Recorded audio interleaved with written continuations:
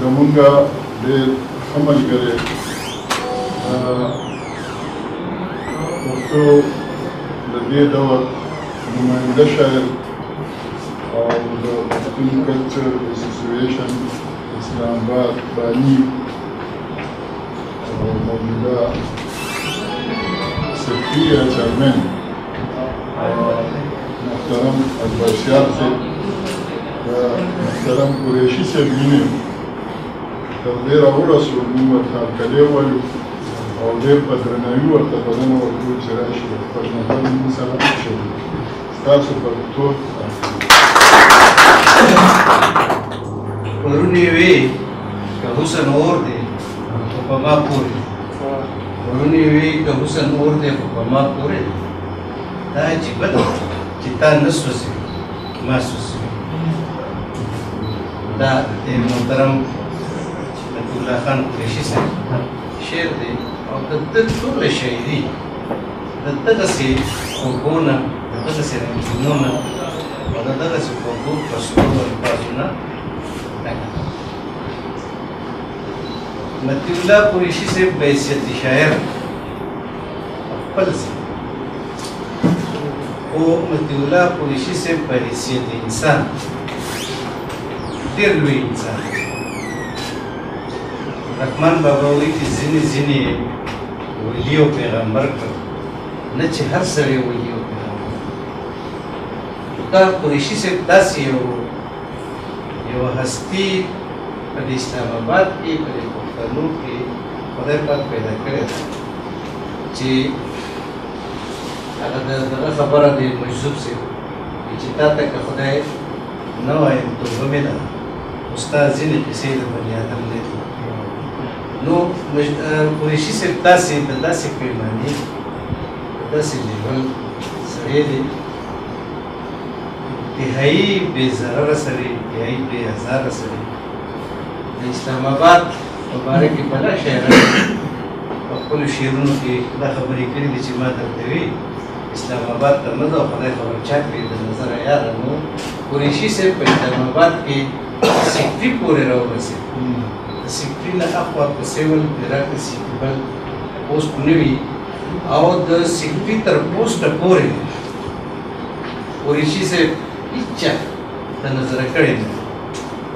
ویسې د سیکټري هم قریشي صاحب ډېر لوی سړی زه یو دوه مثالونه چې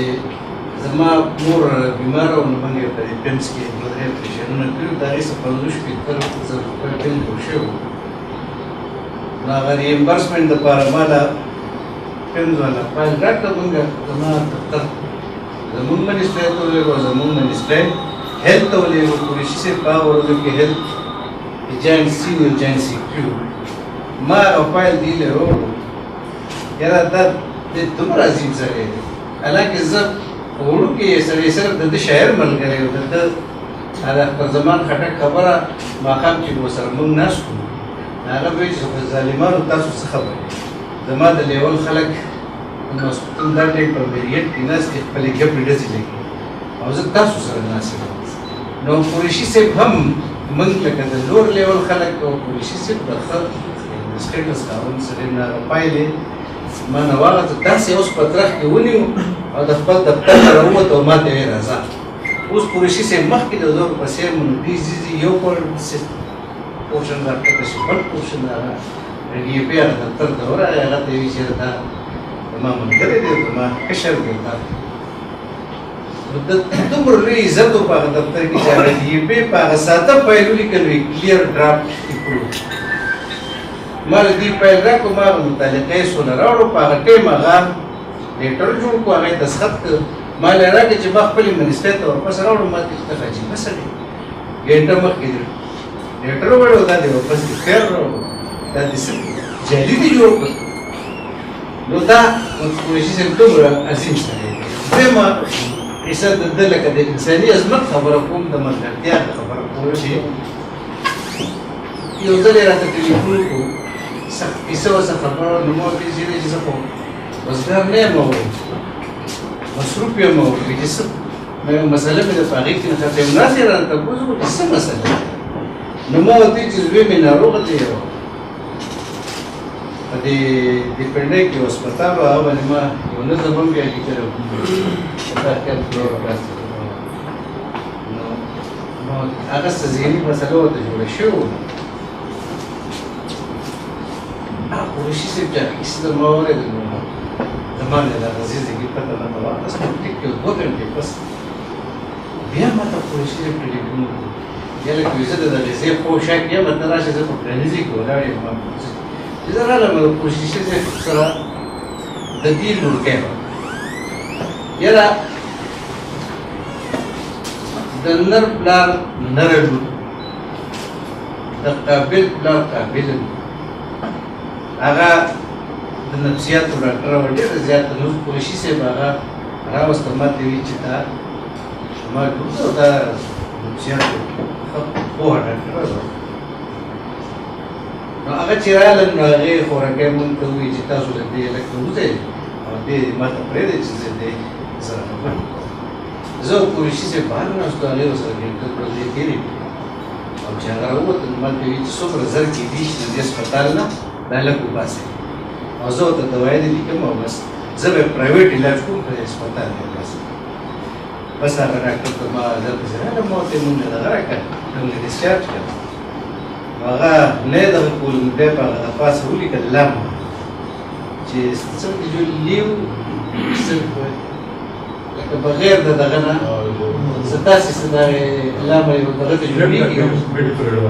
او چې دغسې شي نو مطلب مې د دوو مثالونو دا و چې قریشي صاحب چې کله بیروکریټ و چې کله افسر و نو ته دې د ځان دپاره یوازې بیروکریټ نه و د ځان دپاره افسر نه و دا ټول ملګري ګواري وخت په وخت دوی به د دې خبرې اعتراف وکړي چې قریشي صاحب په خدای چې موږ ټول زمونږ باور وکړي زمونږ ډاډ وکړي او دغسې افسران اوس زما په خیال چې په دغه سیول افسر شاهي کې لاړه ممتاز صاحب و اختر زمان صاحب و عمر خان مسعود صاحب و دا د سیول افسر شاهي کې ډېر ښه افسران وو ډېر خواږه درانه پښتانه او پښتني روایاتو مین خلک نو زه محترم مطیع الله قریشي صاحب د ده عظمت ته د ده انسانیت ته